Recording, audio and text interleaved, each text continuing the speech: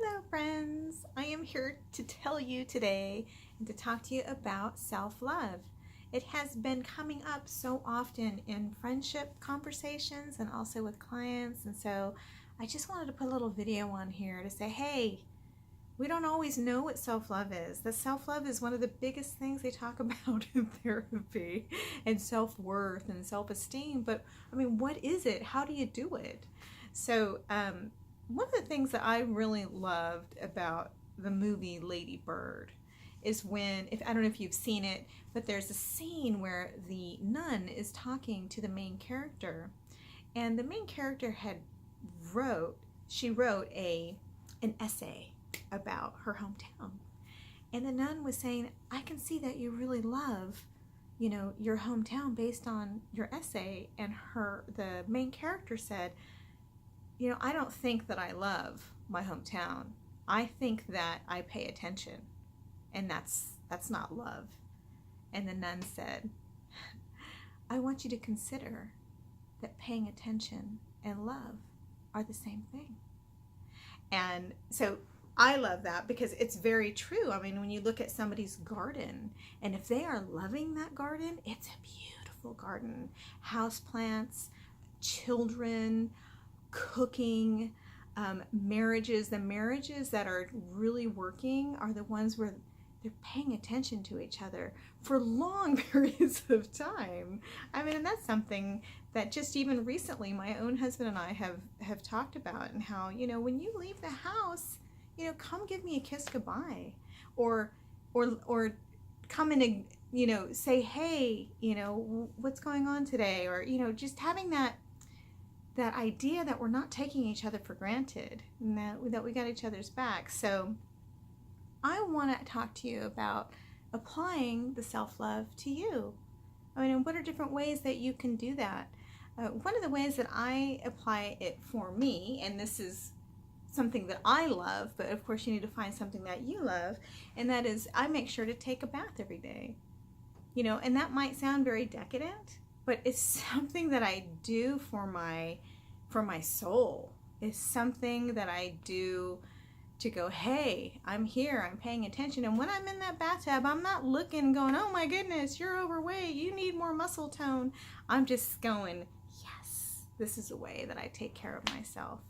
And everybody knows Mom's taking a bath. Because when my bucket is full, then I can give from that bucket, right?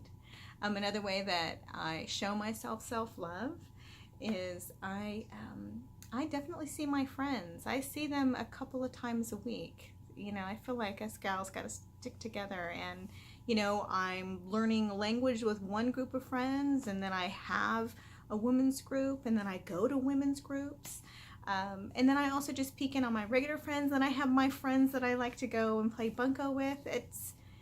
But that's me. I'm a social person, and giving honor to that part of me is self-love. Now that might not be the same for you. So what is that? What is the thing that you have always wanted to do, or that you want to integrate into your life, but maybe you're thinking, oh, I just don't have time, or that's kind of selfish of me? And we need to blow that one up right now. That selfish of me, get rid of it. It doesn't work. It does not work, because what we end up doing is sacrificing, and there is no love in sacrifice. That's just martyrdom. That's codependency. That's a whole different animal.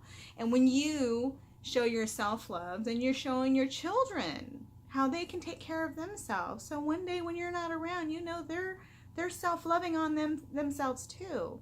When we're self-loving, that means that we're not really needy from the outside. We're getting it all here.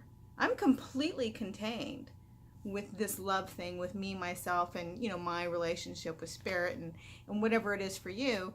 But I guess what I'm just trying to say is make it your number one priority. Fit it in, make it work.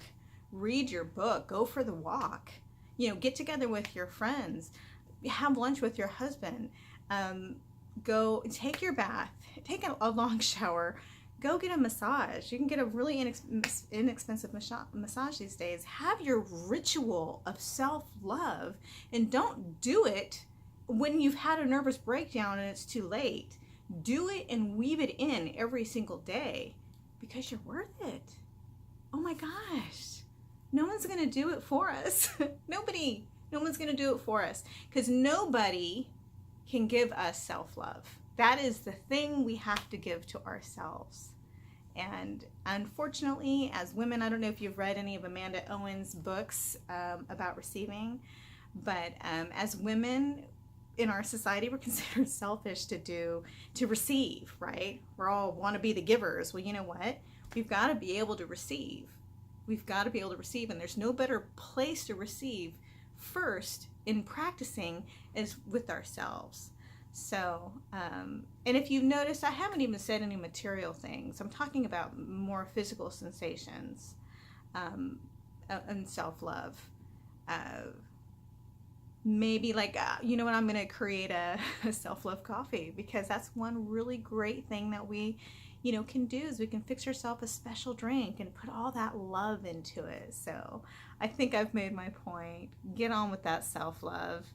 And if you want a really good book to read, the book by Amanda Owens, oh, what is it called? It's right over there. The Gift of Receiving, I believe.